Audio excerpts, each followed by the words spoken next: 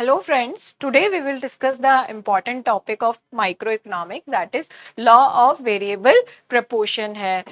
ये production function का short run production function का एक तरह से हम कह सकते हैं इम्पॉर्टेंट है उसके लिए, और हमारे लिए माइक्रो इकोनॉमिक्स का भी इम्पॉर्टेंट टॉपिक हो जाता है। तो आज इसको हम थोड़ा सा डिटेल में अच्छे से डिस्कस करेंगे कि लॉ ऑफ वेरिएबल प्रपोर्शन होता क्या है, क्योंकि आपके स्कूल लेवल और कॉलेज लेवल पर एग्जाम में हमेशा इस पे क्वेश्चन बनता ही बनता है कि 3 स्टेजेस ऑफ प्रोडक्शन क्या है, लॉ ऑफ वेरिएबल प्रपोर्शन क्या है। तो बहुत सारे बच्चे मुझे बोल रहे थे, तो मैंने सोचा इस पे भी अपन एक पीपीटी बना ही लेते हैं। First we will discuss its assumption. Only one variable factor unit is to be varied while all other factors should be kept constant, क्योंकि प्रोडक्शन फंक्शन में हो Q is the function of L and K. Suppose we have two inputs. तो इस case में मैंने क्या किया, capital को कांस्टेंट कर दिया और L में चेंज होने के कारण जो प्रोडक्शन में चेंज हुआ वो आपका क्या हो गया, law of variable production function हो गया। और इसी को हम शॉर्ट रन प्रोडक्शन फंक्शन भी बोलते हैं बेसिकली। ठीक है, different units of variable factor are homogeneous. अब यहाँ पे जो आप इनपुट यूज कर रहे हो, सपोज मैं लेबर यूज कर रही हूँ, वो कैसा है, होमोजीनियस है। मान लो सपोज मैंने 10 लेबर लगाए हैं, तो 10 का जो एफिशिएंसी है या जो स्किल है वो सेम है, सेम वर्क करेंगे वो। Techniques of production remain constant. Product, क्योंकि शॉर्ट टर्म प्रोडक्शन फंक्शन है तो शॉर्ट टर्म टाइम पीरियड तो कम होता है, टेक्निक्स चेंज ही नहीं हो सकती, तो यहाँ पे टेक्निक्स भी सेम रहेंगी। The law will hold good only short and give time period है, क्योंकि टाइम यहाँ पर बहुत कम होता है तो उसमें चेंज हो ही नहीं सकता, और एक गिवन टाइम पीरियड में ही आपको काम करना होता है। There are possibilities of varying the proportion of factor inputs है। अब ऐसी स्थिति में क्या होता है, इनके प्रपोर्शन में चेंज हो सकता है, क्योंकि एक तो फिक्स है और एक आपका कैसा है, वेरिएबल है। अब इसका हम थोड़ा सा डिटेल में डिस्कस करेंगे। सबसे पहले मैं इसका आपको डायग्राम ही क्लियर करना चाहूंगी, जो एग्जाम में आपसे काफी पूछा जाता है। इसको 3 स्टेजेस ऑफ प्रोडक्शन फंक्शन भी बोलते हैं। ठीक है, सपोज ये मैंने मान लिया ये एस पॉइंट है और ये आपका कैसा है, एम पॉइंट है। अगर मैं 3 स्टेजेस ऑफ प्रोडक्शन फंक्शन में सबसे पहले अपन टीपी के नेचर की बात करते हैं। टीपी आप देख रहे हो स्टार्टिंग में इंक्रीजिंग है, और ये कहां तक इंक्रीजिंग है, जब आपका एमपी का जो मैक्सिमम पॉइंट है वहां पर हम कह सकते हैं टीपी क्या होता है, इंक्रीजिंग रेट से बढ़ रहा है। उसके बाद में यहाँ पे ये टर्निंग पॉइंट बोलते हैं, इसको हम टर्निंग पॉइंट, क्योंकि यहाँ पे क्या होता है, ये इंक्रीजिंग से डिक्रीजिंग उसमें चला जाता है सिचुएशन में। तो यहाँ पे देखो ये कंटिन्यूअसली डिक्रीजिंग है, और एच पॉइंट पर टीपी क्या हो गया है, मैक्सिमम हो गया है यहाँ पे, और उसके बाद में जो टीपी है वो फॉलिंग है। ये तो टीपी का नेचर हो गया। अगर मैं मार्जिनल प्रोडक्ट की बात करना चाहूं, मार्जिनल प्रोडक्ट के भी यहाँ पर हम देख सकते हैं 3 केसेस हो सकते हैं। एक तो आपका एस एम, ये मैं सपोज एस पॉइंट ले लेती हूँ, उसको इसको ले लेती हूँ एल। तो यहाँ पर देखो जहां मैंने ओ एल लेबर लगाए वहां तक हम कह सकते हैं कि मार्जिनल प्रोडक्ट, क्योंकि क्या होता है स्टार्टिंग में लेबर बहुत एफिशिएंटली वर्क करता है, और ऐसी स्थिति में क्या होता है, उसका इंक्रीजिंग रिटर्न्स देना शुरू कर देता है, एफिशिएंसी बढ़ती है, उसका प्रोडक्शन बढ़ता है, मार्जिनल प्रोडक्ट बढ़ता है। तो यहाँ पर तो क्या बोल सकते हैं, इसको सपोज मैंने ही पॉइंट बोल दिया, तो यहाँ तक तो मेरा जो लेबर है बहुत एफिशिएंटली वर्क करता है, और एमपी क्या हो गया, मैक्सिमम, उसका एफिशिएंसी का बिल्कुल मैक्सिमम पॉइंट आ गया। अब क्या होगा, अब उससे हम काम कराएंगे तो काम तो करेगा, प्रोडक्शन देगा, क्योंकि आपके प्रोडक्शन तो बढ़ रहा है बट डिक्रीजिंग रेट से बढ़ रहा है, क्योंकि स्लोप यहाँ पे जो टीपी का है वो घटना शुरू हो गया है, और टीपी का स्लोप जो ही होता है वो ही आपका क्या होता है, मार्जिनल प्रोडक्ट होता है। अब यहाँ पर देखिए कंटिन्यूअसली एमपी क्या हो रहा है, आपका फॉल हो रहा है। लेकिन जहां एमपी आपका जीरो हो गया, जहां मेरा एमपी जीरो हो गया, वहां पर मेरा टीपी क्या है, मैक्सिमम है, और उसके बाद में जो है एमपी आपका नेगेटिव। ऐसे आपसे 2 या 4 नंबर में कई बार ये क्वेश्चन पूछ लिया जाता है कि टीपी जहां मैक्सिमम होगा वहां पर एमपी आपका क्या होगा, तो एमपी वहां पर क्या हो जाएगा, जीरो हो जाएगा। और उसके बाद जैसे ही टीपी फॉल होना शुरू हो जाता है तो एमपी क्या होता है, नेगेटिव होता है, क्योंकि अब उसके नेगेटिव रिटर्न्स मिलना शुरू हो गए हैं। अभी तक तो डिमिनिशिंग रिटर्न्स थे, लेकिन अब नेगेटिव रिटर्न्स मिलना शुरू हो गए हैं, जो कि थर्ड स्टेज में पहुंचने की सिचुएशन हो जाती है। अब अगर मैं एपी के नेचर की बात करूं, तो एपी कंटिन्यूअसली राइज हो रहा है फर्स्ट स्टेज भी निकल गया। फर्स्ट स्टेज का जो एक तरह से हम कह सकते हैं, जहां फर्स्ट स्टेज खत्म होती है वहां पर एपी क्या होता है, मैक्सिमम होता है। और वहां पर आप देख रहे हो कि एमपी और एपी दोनों क्या है, एक दूसरे के इक्वल भी है। एमपी बराबर एपी भी है और एपी का मैक्सिमम पॉइंट भी है। यहां पर उसके बाद में एपी आपका फॉल होना शुरू हो जाता है, पर एवरेज प्रोडक्ट कभी भी नेगेटिव नहीं होता है, फॉल होता है वो माना, लेकिन नेगेटिव नहीं होता है। अब हम इसको 3 स्टेजेस में एक बार को डिवाइड कर लेते हैं। फर्स्ट स्टेज कहां तक रहेगा, जहां पर एपी बराबर एमपी है और जहां पर एपी आपका मैक्सिमम है। तो ये इस तरह से पूछ लिया जाता है कि फर्स्ट स्टेज की बाउंड्री लाइन पर एपी और एमपी का नेचर क्या होता है। तो ये हमारे लिए इंपॉर्टेंट हो जाता है। यहाँ पर इंक्रीजिंग रिटर्न्स है फर्स्ट स्टेज में, क्योंकि इंक्रीजिंग रिटर्न्स कैसे है, एवरेज प्रोडक्ट भी बढ़ रहा है और मार्जिनल प्रोडक्ट भी बढ़ रहा है। लेकिन in second stage diminishing returns है, एपी और एमपी दोनों फॉल हो रहे हैं, नेगेटिव नहीं है, एपी एमपी दोनों फॉल है। लेकिन जहां सेकंड स्टेज आपका खत्म होता है वहां एमपी आपका क्या हो गया है, 0 हो गया है, लेकिन एमपी अभी नेगेटिव नहीं हुआ है।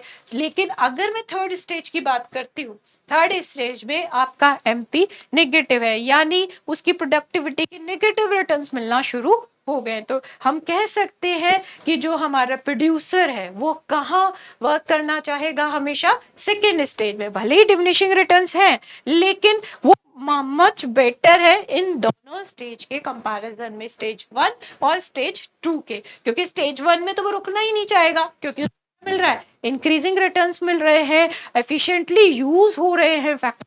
लेकिन सेकेंड स्टेज में उसको डिमिनिशिंग रिटर्न, थोड़ा थोड़ा उनका जो मार्जिनल प्रोडक्टिविटी है, एवरेज प्रोडक्टिविटी है, घटना शुरू हो गई है, लेकिन नेगेटिव रिटर्न्स नहीं मिल रहे हैं।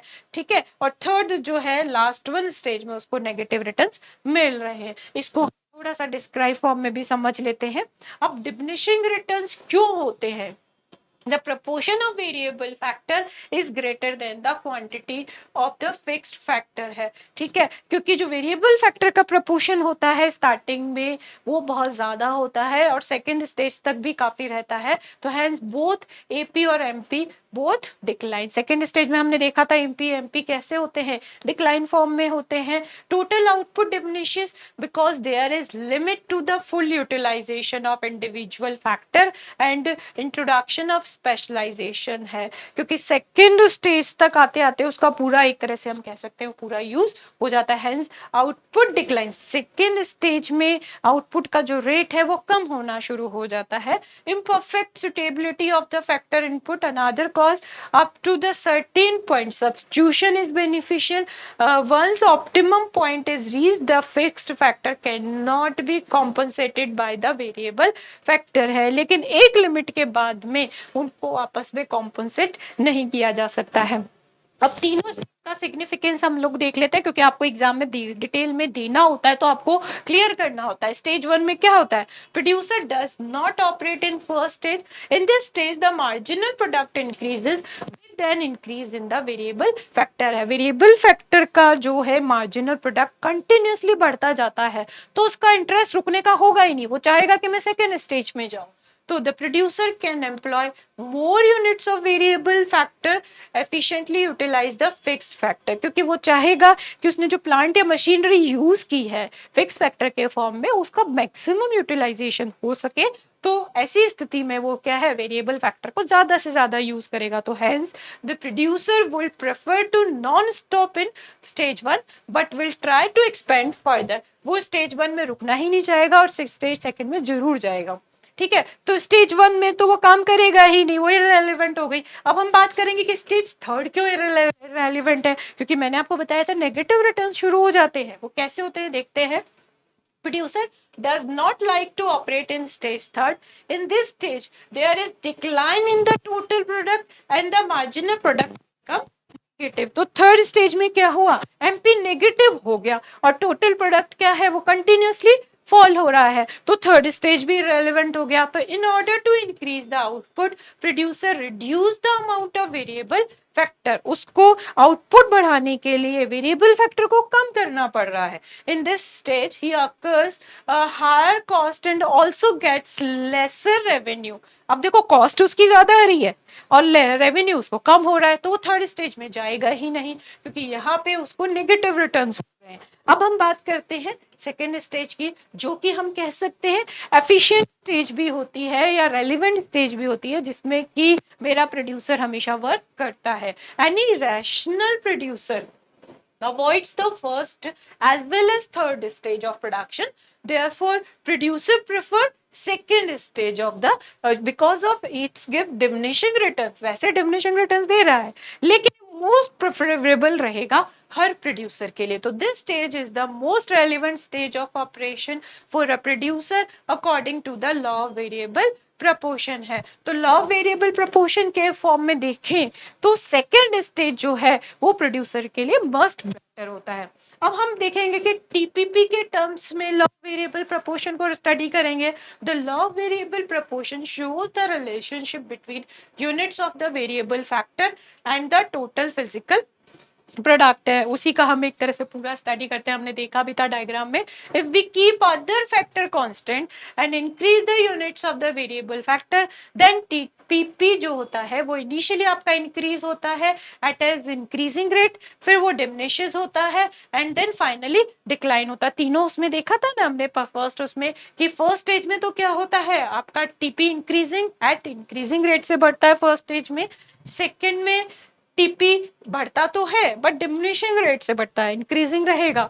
और टीपी थर्ड स्टेज में क्या होता है डिक्लाइनिंग होता है. लेकिन टीपी या टोटल प्रोडक्ट कभी भी नेगेटिव नहीं होता है, ठीक है, रहता हमेशा पॉजिटिव है, बस उसकी स्टेजेस बदलती रहती है.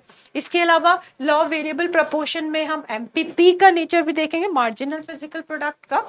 The law of also states that if we keep all other factor are constant and increase the units of variable factor, then the marginal physical product initially increases, then decreases and finally becomes negative. हमने देखा था marginal product जो है वो हमारा negative हो जाता. तो फाइनली क्या हुआ फर्स्ट स्टेट में अगर हम देखते हैं तो एमपीपी जो है वो इंक्रीजिंग है.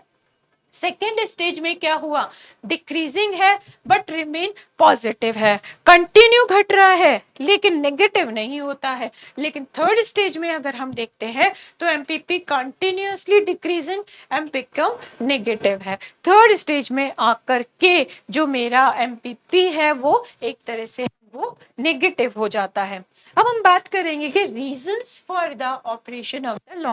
लॉ वेरिएबल प्रपोर्शन आता क्यों है, क्योंकि हमने देखा शॉर्ट रन प्रोडक्शन फंक्शन का फॉर्म है, एक वेरिएबल इनपुट होता है, एक कांस्टेंट इनपुट होता है, ठीक है. तो in the short term not very production है. In this case there is variable factor while other are fixed है. हमने देखा था ना, क्योंकि Q अगर आपका प्रोडक्शन फंक्शन के फॉर्म में है तो L और K, वेयर अगर मैंने K को कांस्टेंट कर दिया तो L ही जो है वो क्या हो गया मेरा वेरिएबल इनपुट हो जाएगा. All other factor combine optimally to produce the maximum output है. मैं अगर और फैक्टर्स को ले रही हूँ तो मैक्सिमम आउटपुट ये देगा. If the units of variable factor increases then the factor proportion become more suitable and it leads to more efficient utilization of fixed factor है. हमने देखा था कि फिक्स्ड फैक्टर का मैक्सिमम यूटिलाइजेशन हम कह सकते हैं कि हो रहा था. Therefore marginal physical product is increasing during the initial stage, यानी जो हमारी फर्स्ट स्टेज की अगर मैं बात करती हूँ, the total product tends to right an increasing rate and when the producer employ more units of variable factor of fixed factor, क्योंकि इनिशियल स्टेज में वो अपने साथ में वेरिएबल फैक्टर के ज्यादा से ज्यादा जो है यूनिट्स को यूज करना चाहेगा, क्योंकि फिक्स फैक्टर तो क्या होता है बड़े अमाउंट में होता है, तभी वो उसको पूरी तरह से कर पाता है. तो ये आपका जो लॉ वेरिएबल प्रपोर्शन का स्लाइड है कॉलेज और स्कूल लेवल हर उसमें जरूर पूछा जाता है और बहुत इंपॉर्टेंट टॉपिक है. प्लीज इस वीडियो को लाइक एंड सब्सक्राइब जरूर कीजिएगा. Thank you.